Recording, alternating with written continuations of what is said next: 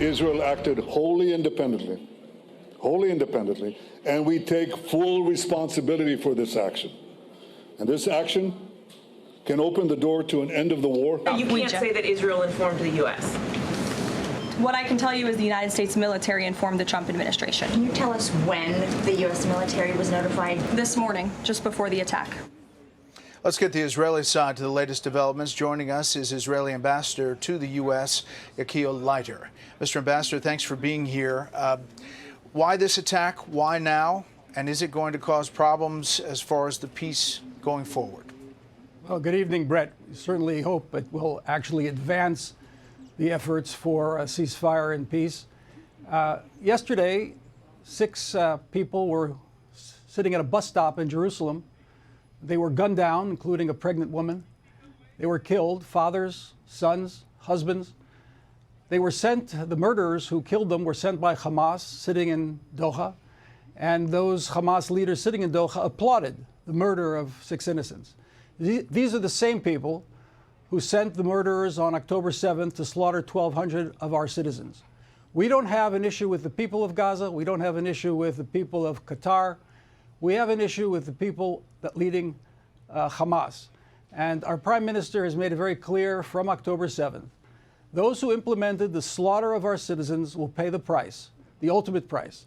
It's important to remember, September 1972, Prime Minister Golda Meir at the time, after the Munich massacre when Palestinian terrorists slaughtered our 11 sportsmen in Munich, she gave an order that everybody responsible for that murder, for that slaughter, would pay the price. And it was carried out by our Mossad, and 13 of those terrorists were eliminated. Yep. Hamas terrorists are on notice. They are going to be eliminated.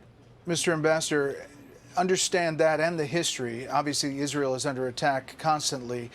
In this case, Qatar officials and Hamas leadership is saying that you did not get the targets you were seeking. They are obviously condemning this attack as attacking inside an allied country to the U.S. The U.S. here at the White House expressing concern that it did not advance the goals of the U.S. or Israel. And you have the Gulf states, including Saudi Arabia, with very pointed statements in condemnation. So did you get the targets you were seeking? If we didn't get them this time, we'll get them the next time. Israel under Prime Minister Netanyahu is changing the face of the Middle East. We have degraded Hezbollah, we've degraded Hamas, the Houthis, and Iran, the head of the snake that's leading these proxies in an effort to destroy Israel. When we defeat these proxies of Iran, when we defeat Islamic extremism, and actually that will benefit our neighbors in the region who are moderate and want to live in a state of peace with us. So right now we may be subject to a little bit of criticism. They'll get over it. And Israel is being changed for the better. The region is being changed for the better as we remove these enemies of peace and these enemies of Western civilization from their ability to implement terrorism. Mr. Ambassador, what about the charge that this is a violation of the sovereignty of the state of Qatar, and that anybody who is negotiating with you potentially is a target if they are in the process of negotiation and don't agree to the terms at that moment? Come on, Brett. I'm just saying what they're saying. Yeah. Well, you know, this has been going on for months and months and months. And in the meantime, our hostages are being starved in the tunnels of Hamas in Gaza. They can end this now, this moment. They can lay down their weapons like Arafat did in Lebanon in 1982 and leave. And this can be over. We want this war to be over. We want to implement a ceasefire in which everybody will benefit. But we're not going to live with jihadis on our border anymore. That's over. These people are murderous thugs. Imagine just MS-13 taking over a neighborhood here in the United States and then negotiating with them after they hold hostages in tunnels. This is something that is absolutely unacceptable in human terms, in simple human moral terms. This is going to be over when Hamas is eliminated. And they're put on notice. The Prime Minister put them on notice. Yeah. Wherever they are, whenever they are on notice. They are not going to survive what they did on October 7th, 2023. just to be clear, I was reading from statements from Saudi Arabia, from the Gulf states, but also from here in the White House, Mr. Ambassador. And they say they agree eliminating Hamas, who profited off the misery of those living in Gaza, is a worthy goal. However, they started with unilaterally bombing inside Qatar, a sovereign nation and a close ally of the United States, working hard and bravely taking risks to broker peace does not advance the goals of Israel or the U.S. Your response to that? Well, the spokeswoman for the White House, Caroline Leavitt, addressed that in her deft fashion, and I won't relate to conversations that took place between the White House and Israel.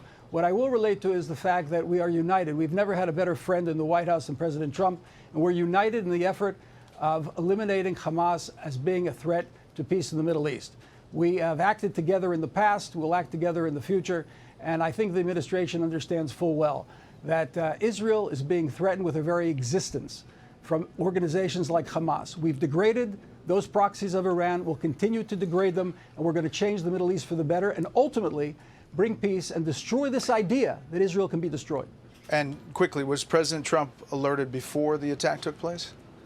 You know, there's an ongoing relationship between President Trump and Prime Minister Netanyahu. Personally, I can tell you that myself and my colleagues are in daily contact with the White House. What exactly took place over the past 24 hours is not something to be discussed publicly. I think you have that related to by the White House spokeswoman, and I'm going to leave it at that. I'm just going to state emphatically that the White House understands our conviction that Hamas is to be destroyed. The president just said the other day that they have to release the hostages now and end the war now, otherwise it's not going to be good. Well, they saw what not good is this morning. Mr. Ambassador, we always appreciate you coming on and answering the questions from all sides. Thank you very much. Thank you, Brett. Good evening. Hey, Sean Hannity here. Hey, click here to subscribe to Fox News YouTube page and catch our hottest interviews and most compelling analysis. You will not get it anywhere else.